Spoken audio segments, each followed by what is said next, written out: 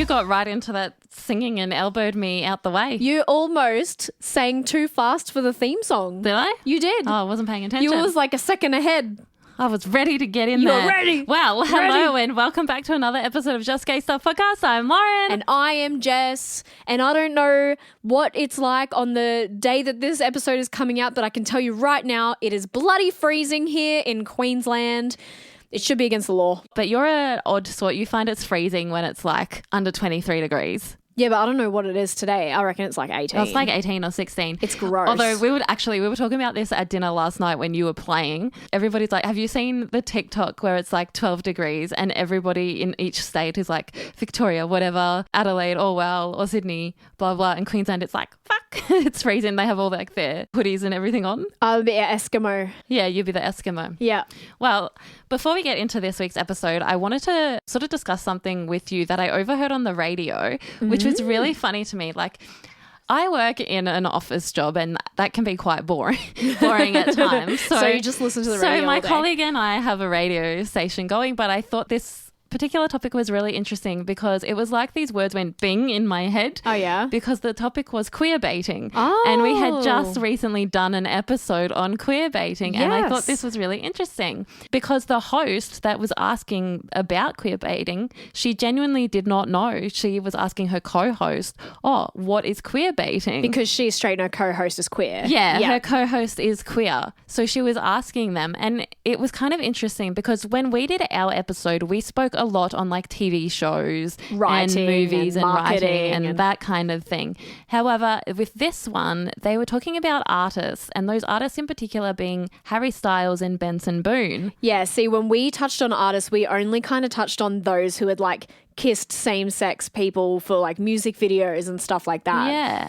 But for this, I think it was because Benson Boone had a new song coming out and they were discussing both Harry Styles and Benson Boone because they both wear quite gender-bending clothing. Like the David Bowie effect. Yeah, the David Bowie effect. I still find it's weird that clothing has a gender. But yeah, I mean, whatever. It's a cloth, piece of material, it's whatever. Cloth, whichever. And, you know, you would often see them on stage. Like Harry Styles is quite feminine in terms of like skirts he wears or... Well, I think the thing is he's not afraid to be feminine. Yeah. Which is, as we've said in a couple of episodes ago, people are afraid of femininity. That's what it is. People are afraid of the femininity, and it's the same as Benson Boone. He wears quite like feminine style clothing that society wouldn't generally consider a male artist's norm. Like they wouldn't consider it men's clothes. Yeah, attire. Okay. But I don't know. Do you think that they were necessarily leaning into the queer baiting?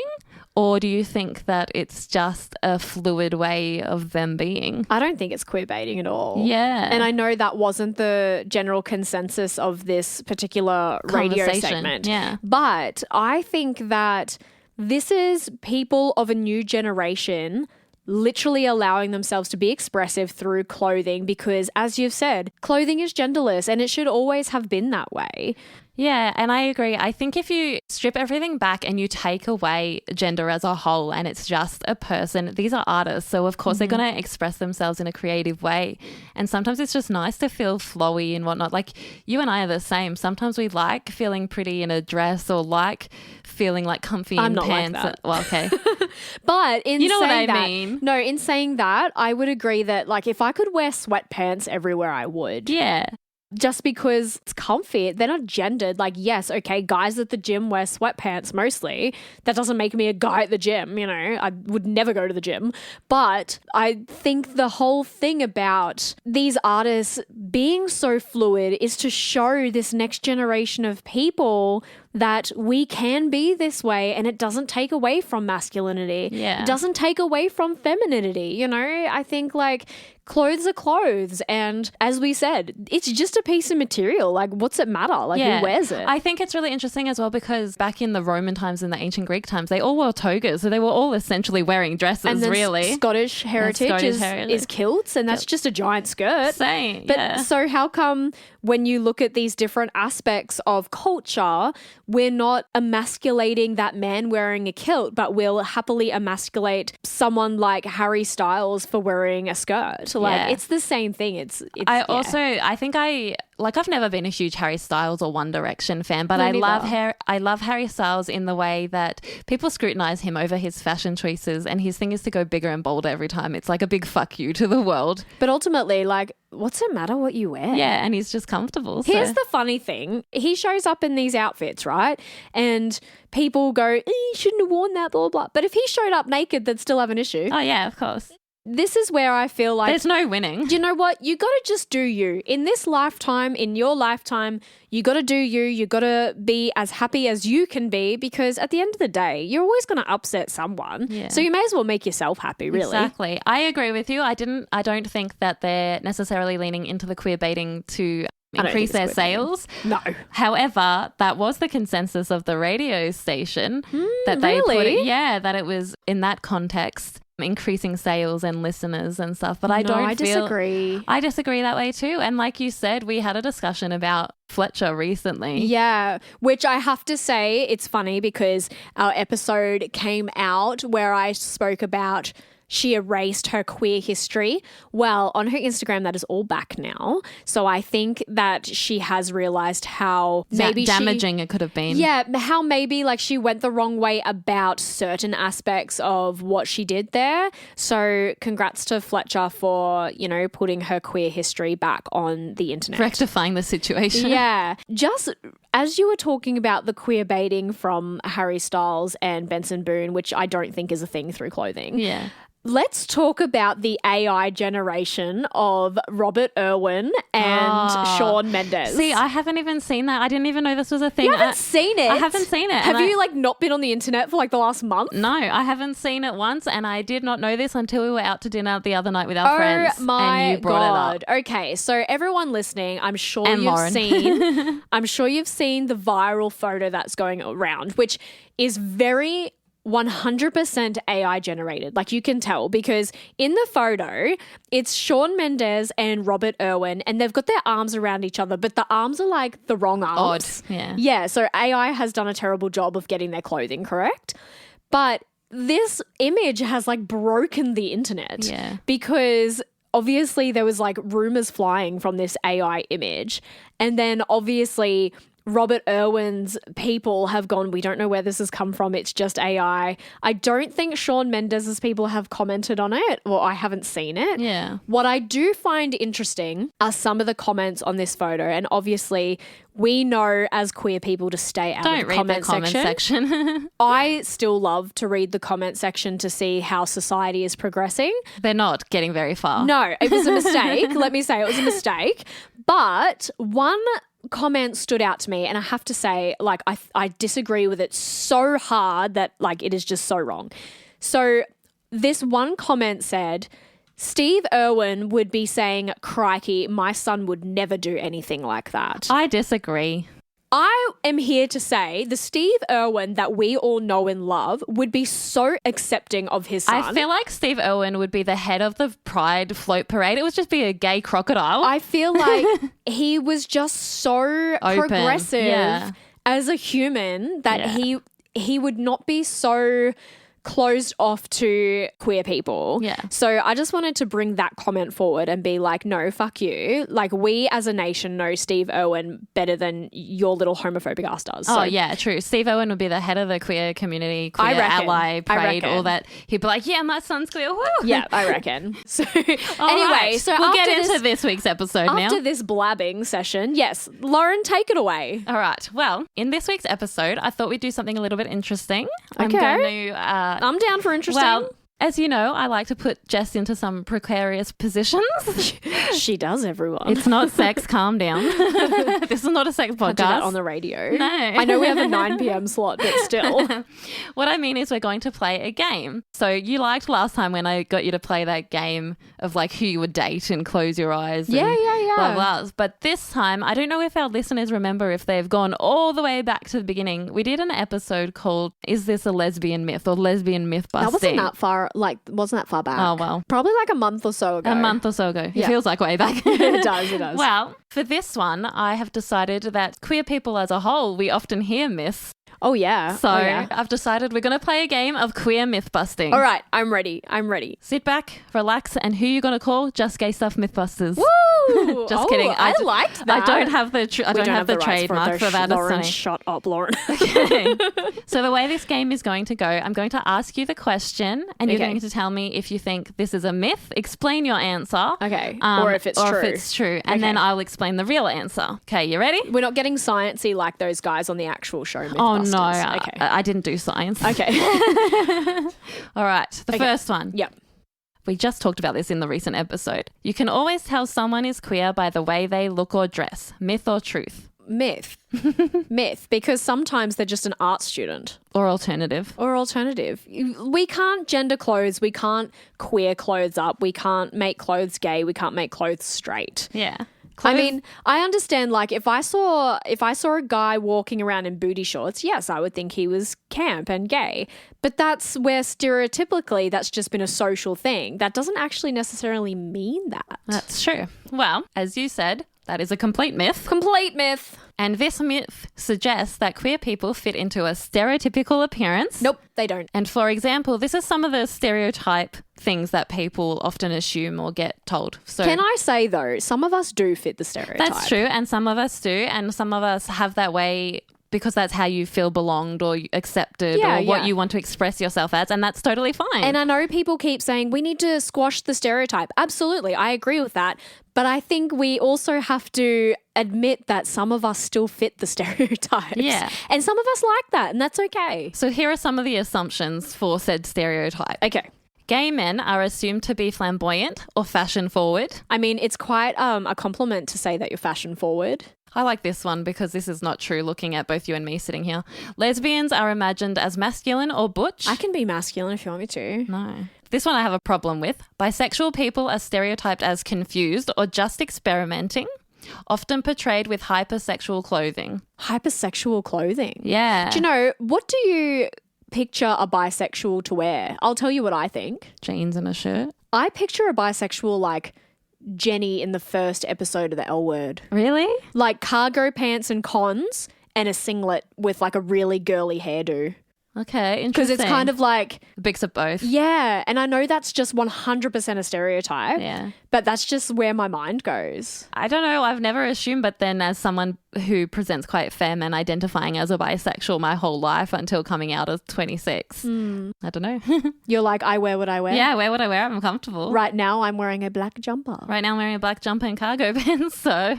They're not cargo pants. They're nice pink pants. Oh, they're pink ones. I thought they were my... These are your camp flamboyant gay These pants. are my gay pants. I thought they were I thought they were my other ones. No. They're comfy. The hypersexual clothing I can understand, and I think that again comes from this stereotype. But what is hypersexual clothing? Bisexual people aren't walking around in like gimp suits and lingerie. I don't know if it comes by the clothing or whether it comes by the fact that bisexuals are hypersexualized anyways, because, you know, it's the boyfriend going, oh yeah, my girlfriend's And bisexual. can I just can get say, a threesome, meh. the stereotype of bisexual people being confused or going through a phase or experimenting, that is 100% bi erasure, everyone. Yep. Can we stop on that stereotype of people that like both genders or more than one gender are going through a phase or experimenting? Like, how about they just like who they like? Yeah, and you just like whatever.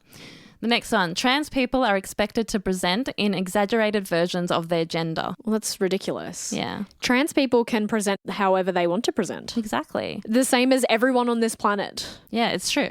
Non-binary people are assumed to look androgynous or alternative. I mean, I'm going to be honest here and I'm going to say I thought that for a long time because that's what TV and pop culture tells you when you don't actually know people that are non-binary in your life. As you learn and as you grow, you realize that people around you could identify as non-binary and you wouldn't know because they still present femme or they still present masculine. It's up to them. The whole reason that they don't fit the binary code is because they don't identify with being male or female. Yeah, they can swing between the two and that's like your God-given right. I think that's the thing as well. People, again, they only go off what they've seen, somewhat representation. And unfortunately, majority of non-binary people have presented in a quite androgynous way. So, of course, you don't necessarily think straight away of a more femme-presenting non-binary person. No, you don't. But they're everywhere. Yeah, you automatically do think androgyny. And I think that's because that's society's way of understanding it. Yeah. Doesn't make it right. No, it's a lack of education. And if that's what you've been pushed to the forefront of your mind, of course, that's all you're going to assume. Yeah, totally. But that's where we're here to help you out. We are. And just to break this down, here is why a myth like this can be harmful. Being LGBTQIA+ is about identity, not how someone looks. Mm-hmm. You can't spot someone's sexuality or gender identity by their hairstyle, makeup, or fashion choices. Queer people exist in all styles. Can I say, though, you can spot some of us? You can. I want to put it out there. You can spot some of us. I feel like sometimes queer people generally do that so you know that you're safe in a space. Yeah. Other people know that you're queer as well. If you're walking behind someone, you can be like, one of us. And then, that person has your back. Yeah. So some dress bold and expressive. Others prefer neutral, conservative, or even preppy looks. I love a preppy look. Me too. There are queer goths, skaters, hippies, business professionals, tradies, and everything in between. Oh, do you remember the goth scene? Yeah. Man, that was all through like high school. The year 9 scene with the side fringes. Oh, that was emo. Isn't it the same thing? No. Oh my God, Lauren, get out. I am. Emo and goth are not the same. Okay. Here we go. Here's some of the, I guess, understanding or knowing. In some queer circles, certain styles like flannel shirts or undercuts can signal community belonging. Yes, they're the signals, the smoke signals that we all see. The bat signals, the lesbian signals. Yeah. But these aren't universal or required. They're cultural signifiers, not rules. Required. Imagine. They're not required for you to be a lesbian. For us to deem you as a lesbian, you must get an undercut and put on a flannel shirt. I say oh no, but I wore one to your soccer game the other night. Yeah, it looked good. I thought you looked good in it. Thank you. This myth fuels harmful stereotypes. We've said that before. Mm-hmm. It leads to assumptions, discrimination, and invalidation. For example, femme gay men or masc-presenting lesbians might not be believed or accepted because they don't look the part. There's no part to look. Also, I find that comes from discrimination within our own community. Yeah, it does. Which is unfortunate. That's also one thing that we're still unfortunately battling is that, we are ostracized by outside of the community and then sometimes we're ostracized within the community. And I think that comes from generational difference. Yeah, it does. And, we've said it before, sometimes you just have to move with the times, adapt new culture, adapt new language to make everyone feel like they do belong. And you know what? Even if you feel like someone doesn't belong here, just let them be. Yeah. Keep your if they're not opinion bothering you, it doesn't matter. If you don't have something nice to say, just don't say it anything. at all. Yeah. All right, ready for the next one? I'm ready. All right. Bisexual people are just confused or going through a phase. Myth or truth? Well, we kind of touched on this before. We did. Myth. 100% a myth. It's a big old myth, and here is why it's a myth and why it can be harmful to those who identify as bisexual.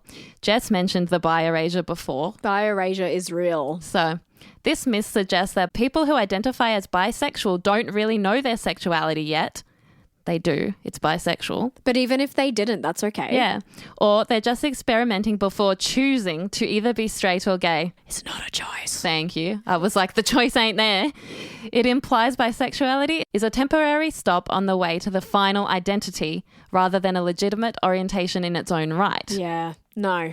That's so sad. Yeah, nah. And unfortunately, you do see this with, again, I think it's a generational thing, but some people go, oh, you'll just figure it out eventually. You're just afraid to come out as gay. You haven't met the right guy yet, because that's our favourite one. My favourite. Oh, everyone has a bi phase. To be fair, I've never had, maybe I have had someone say that to me, that I haven't met the right guy yet. No, I think I've said on the podcast before, a family member said to me, if you were straight, you'd have kids by now. Yeah, that's what they said to and you. And you're like, I'm the same person, I'm the same bro. person who still didn't want kids until like maybe this next year or two in my life. So unless it was an accident, like... Nah, not with the person really I know.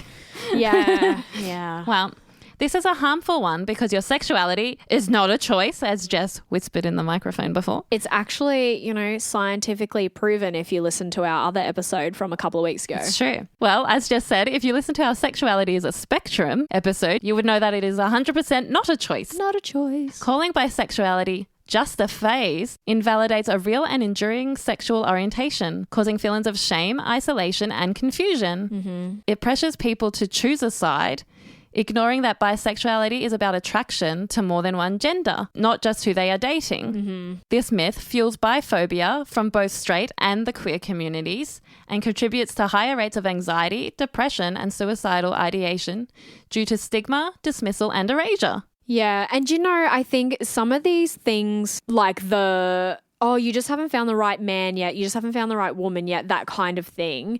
I think all those things come from someone else's experience. Yeah. And it's like, just because they experienced that does not mean that's your journey as well. Yeah. You're not going to walk the exact same road as that person.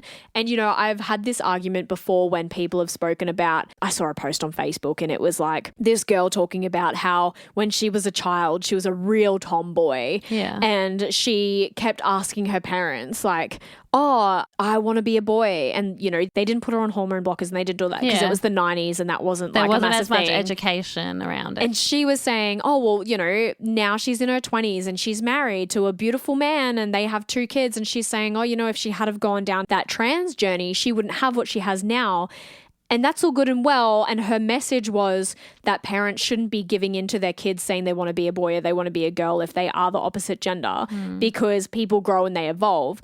Okay, that was her experience, but she can't expect that every other child that might be going through gender dysphoria is going to walk the same path as her. Yeah. You can't force your experience onto somebody. No. So I think yes, while that post is great for her, she can't then expect that everybody else's path is the same. I think people also forget that there's so much before going through that whole transitioning journey. Like you go through a lot of psych evaluation and everything to make sure that it's not just a childish whim, that you are really on this path. This is really how you feel. And can I say, for, everyone out there, I know I'm going down a transgender rabbit hole. Can I say, everyone out there that goes, oh, what if they make the wrong decision? Well, if they do, that's their choice. And then that's their life to work out. It's not, what's it got to do with you? Nothing. It's the same people that, I'm going to say this again. I know it's not just a cosmetic thing. Yeah. But the same people that have cosmetic surgery and then people go, oh, what if you regret it later? Well, if you do, you do. Can't change it you now. You could argue the same thing about tattoos. If people get tattoos on their body, what if you regret it later?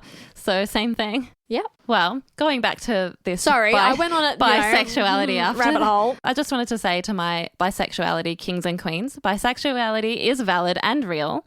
It's not a phase or a stepping stone. Many bisexual people remain so for life, which is true. Just because you end up in a straight presenting relationship or a queer presenting relationship doesn't make you less bi. Yeah. Attraction isn't binary. It exists on a spectrum. Yes. We know. Bisexuality means being attracted to more than one gender, not always equally or at the same time, and that's completely normal. It is. It is very normal. So if any of our bi friends are out there thinking, oh, this person in my life is telling me this and it's telling me it's a phase and I haven't found the right person yet, do you know what? Just be on your own journey and don't let anybody else affect you. Yeah. And if you need people to talk to, we're always here. Yeah, swing a message. Yeah. All right. Next one. Queer identities have existed across every known culture and era. Myth or truth? I don't know culturally because I don't know a lot about history, but I'm going to say it's true because we have existed since the beginning of time. Yeah. How? I don't know. How we've kept existing. Yeah, I know. We've jumped a lot of hurdles, Well, this is completely true. Queer people, including those who today might identify as gay, lesbian, bisexual, transgender, non-binary or otherwise, have always existed. Yes. We're here, we're queer. Yep. Across history and continents, many Indigenous and ancient cultures recognize more than 2 genders and embrace queer identities. 2-spirit people in Native American nations, Hiras in India and Fa'afafine. Is that how you say it? I think so. Fa'afafine in Samoa, Warrior in Indonesia, and Balka in the Philippines all held respected societal roles. Isn't that so interesting? Mm-hmm. Ancient Mesopotamian priests, mind you, like the Gala, performed feminine rituals, while ancient Greece, Rome, medieval Islamic societies, and samurai-era Japan all have included and accepted forms of same-sex love and gender fluidity. Mm-hmm. Funny. Mm-hmm. In pre-colonial Africa, pre-colonial, see? Various tribes also acknowledged non-binary identities and same-gender partnerships. This rich global diversity was disrupted by European colonization. What did we tell you? Which imposed rigid binaries and criminalized queer existence, erasing many traditional expressions of gender and sexuality. This truth dismantles the myth that queerness is unnatural or new. Mm-hmm. Instead, it highlights how queer people have always been a part of the human story, celebrated in some societies, hidden or punished in others, but were always there. Always there. And, you know, it makes me wonder, like, if colonization, when it came in, didn't oppress our queer community, I wonder what the world would look like now. Like, do you think homophobia would still be around? I don't think so. But then it's like, we still have racism. But racism was also taught the same way that... Yeah, it's all taught. It's all taught. These are all like indigenous natives to their own land, and the minute that colonization happened, it was taught hate. So, same thing.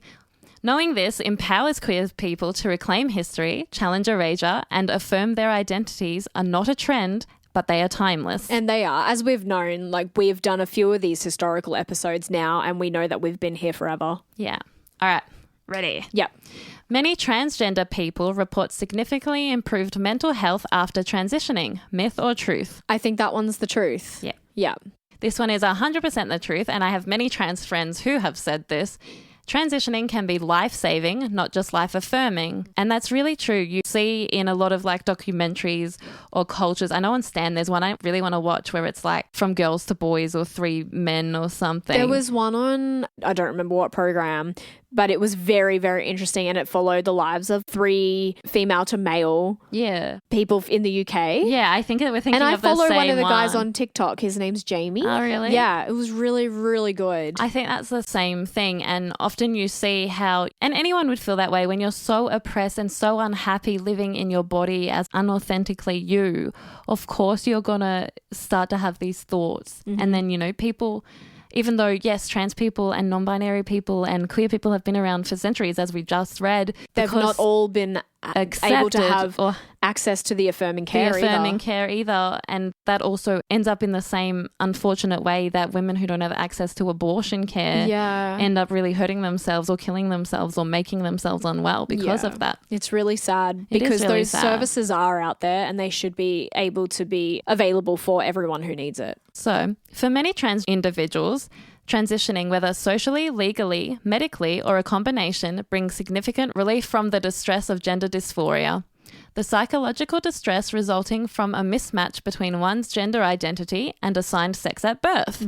Numerous studies show that trans people who are able to access affirming care and live as their authentic selves experience improvements in mental health, including reduced rates of anxiety, depression, and suicidal ideation. Transitioning might include changing one's name, pronouns, clothing, or undergoing hormone therapy or surgeries, all of which can contribute to a profound sense of alignment between the body, identity, and lived experience. This alignment often results in increased self-esteem, a stronger sense of belonging, and a greater overall life satisfaction. In contrast, being denied access to transition-related care or facing rejection and discrimination often correlates with poorer mental health outcomes. It's not being trans that causes distress, it's often societal stigma, barriers to care, and lack of support. And also, I want to just touch on something that we said in a previous episode where a lot of people outside of the queer community, when we're talking about people being transgender, they think that people that are trans, like the ultimate end goal is to end up straight presenting. And that's not the truth. Like, as we've seen from even guests that we've interviewed, like Storm and Jazz from Gayskate, Storm was male to female and is a lesbian. Yeah. The aim was not for her to be straight. The aim was for her to just love who she was. You kind of answered a upcoming myth. Oh no. This next one. Being non-binary means you're just trying to be trendy. Myth or truth? Well, it's definitely not the truth because I don't think anyone would want to be queer to be trendy. I think that goes back to like our conversation and our argument of like, do you like being queer? Yeah, well, yeah. I think the thing is, I can see how other people can say that because when one lot of people or one culture or one whatever is getting a lot of attention in a specific moment, all these other people feel safe enough to then expose themselves and come out and all that. So then people automatically think, oh, now everyone's just doing it to be trendy. Yeah. But no, I think you got to look at it the other way, that people are suddenly feeling safe enough to expose themselves in this way. and you're just kind of, shoving them down. And I agree with you. I can understand from an outsider's perspective how they can assume that it's trendy. But I think if you look within the community, it is that the fact that someone was brave enough to come forward and say, hey, this is how I identify. And the fact that now there's more education and podcasts like us that talk about terms like non-binary and transgender, people are able to understand more and accept it. So of course they have a safe space to suddenly also be out and proud. It's not as simple as Regina George was wearing cargo pants and flip-flops, so now I'm wearing cargo pants and flip-flops. Non-binary identities are not a trend. They are valid, deeply personal and rooted in history. Yes. The misconception that being non-binary is just a fad often stems from increased visibility in recent years, which is kind of what we just said. Exactly what we just said, yeah. Which is more accurately a reflection of growing awareness and safety for people to express their authentic selves. We just nailed that on the head. Mm-hmm. Societal discomfort with our gender nonconformity and oversimplified media portrayals contribute to this misunderstanding. But being non-binary is not new. As we said before, many cultures around the world have long recognized more than two genders. Yes. All right. Asexual people are just late bloomers or haven't found the right person. Myth or truth? Well, the myth. I feel like these are all myths, Lauren. That none of these are true. Well, there was two true. Were there? Yeah. Oh, okay. This is how much attention I'm paying. Okay, so I can see why the myth is there. I think the real myth is that people think that asexual people haven't found the right person, but asexual people aren't interested in finding a sexual partner. No, asexual people, their forms of intimacy are the emotional connection with someone, the romantic connection. Yeah. They don't want that sexual intimacy because they find forms of intimacy in a different way. Yeah, yeah. There's also, just on the back of that, when we talk about sexualities like autosexual, you see all this shit on Facebook, and I think Facebook and social media in general is the worst thing that you can have if you're not educated on a subject. Yeah. Because everyone's like, oh, that person's attracted to themselves. Keyboard cowards. But that's not actually the thing. Autosexual just means that like you are sexually satisfied by yourself rather than a sexual partner. It's not like that you... Sometimes I feel like that means you're more self-aware of your totally. self. Yeah. But the narrative that gets pushed on Facebook is, oh, this person's in love with themselves. And it's like, that's not the truth. You're getting it so wrong. Yeah, but again, it's the lack of education, isn't it? Yeah. Well, the myth that asexual people are just late bloomers or haven't found the right person yet wrongly assumes that asexuality is a temporary phase, something to be outgrown with the time or the right relationship. This reflects a deep misunderstanding of asexuality, which is a valid sexual orientation defined by a lack of sexual attraction. In a culture that heavily emphasizes sex and romantic fulfillment as an essential tool to adulthood, those who don't experience sexual attraction are often mislabeled as broken, repressed, or simply not there yet. That's really sad. It is sad, but that goes back to how we talk about anything outside of a social norm. You're automatically weird. Yeah. Especially in youth, asexual people may be told they're just shy or will figure it out later. Frigid, yeah. Reinforcing the false idea that their identity is a delay rather than a reality. In truth, asexual individuals may still form romantic relationships, have sex, or enjoy physical intimacy, or they may not. And both experiences are equally valid. Mm-hmm. I think that it goes back to the same thing of if we were taught all of these things in high school, like when it was like sex education, it would be great because you would then understand that you can be different from the person beside you. That doesn't mean there's something wrong with you. Yeah. But we go through life not having this education and then thinking that there's so many things wrong with us. It's like you see all these people having relationship issues on Reddit, you know? And it's like, well, A, there's no communication there. B, have you ever thought maybe you landed somewhere differently sexually on the spectrum than your partner and maybe that's why you don't connect? I also did that sexuality quiz and they said I was 100% gay. Yeah. Explains a lot.